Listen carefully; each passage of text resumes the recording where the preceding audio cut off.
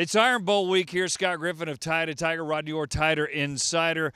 The injuries are still at the forefront of everybody's mind here. Minka Fitzpatrick did practice today. I thought he looked pretty good. I did too, Scott. I thought he was moving really well watching the defensive back drills. I thought he was turning, moving really well. When you consider he has a hamstring injury, which sometimes could kind of make you stiff or whatever, but I thought he looked really good moving.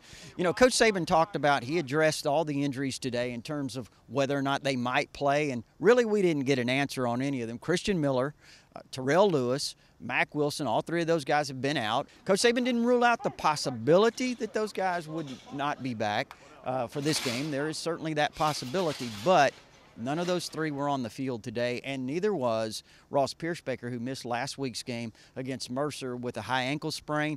I thought J.C. Hassenauer obviously did an outstanding job in his place, not only against Mercer, but also I thought he did a really good job in the Mississippi State game when he had to come in. Yeah, they were certainly better with Pierschbaker playing there, but Hassenauer does give them great depth. I expect Ross Pierschbaker to play, obviously Minka Fitzpatrick to play, and I got a sneaking suspicion about Christian Miller. Now, that's just me thinking. Do you have a thought on either one of those? Of course, Coach Saban today said he doesn't really know where that's coming from, but, you know, that none of the three have been medically cleared, as we stated. So we'll see what happens. Again, maybe all three play. Iron Bowl is just unbelievably set this year. It's always an important game. We know that. But 7 of the last 8 years, this has been for the national champion, the winner of this game. That is an unprecedented record, I guess is what you'd call it. Incredible stat when you think about it. The only year, I guess, that one of the teams, either Alabama or Auburn, Alabama's done it 5 times, played in the national championship 5 times over the last 8 years, Auburn twice.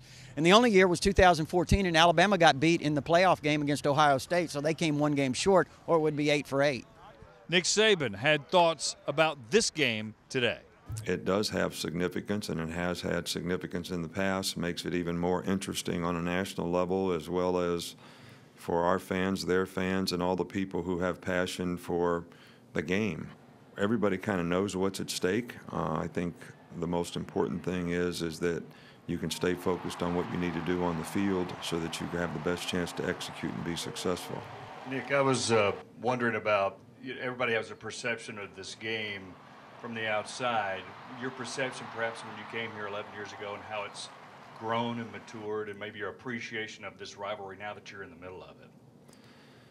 Well, I've been in the middle of it for a long time, so for a long time I've had a great appreciation for it. To be honest with you, 11 years ago I can't necessarily remember what I was thinking.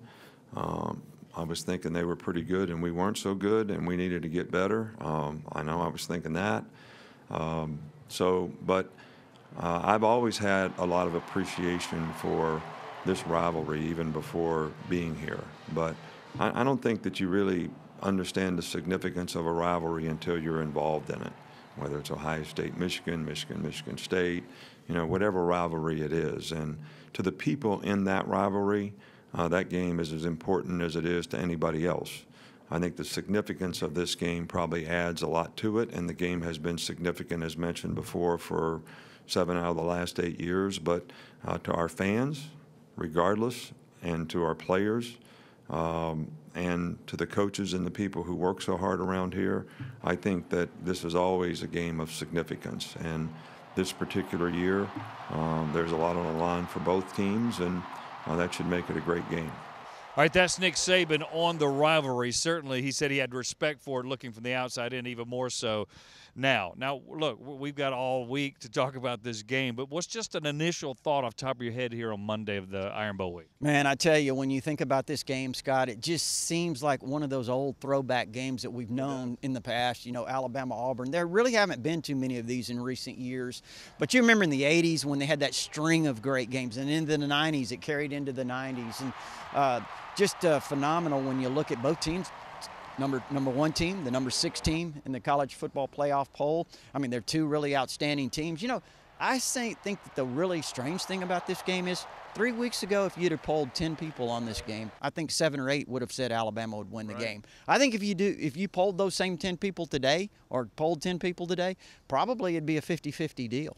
I mean, Auburn over the last 3 weeks has really kind of picked up momentum. Auburn certainly has the chance to do something unthinkable That is beat the #1 team in the land 2 times in 3 weeks. We'll be at Auburn on Tuesday to talk about the Tigers and have all the coverage right here on Tiger Insider and Tide and Tiger. For Rodney Orr, Scott Griffin saying so long. We'll talk to you soon.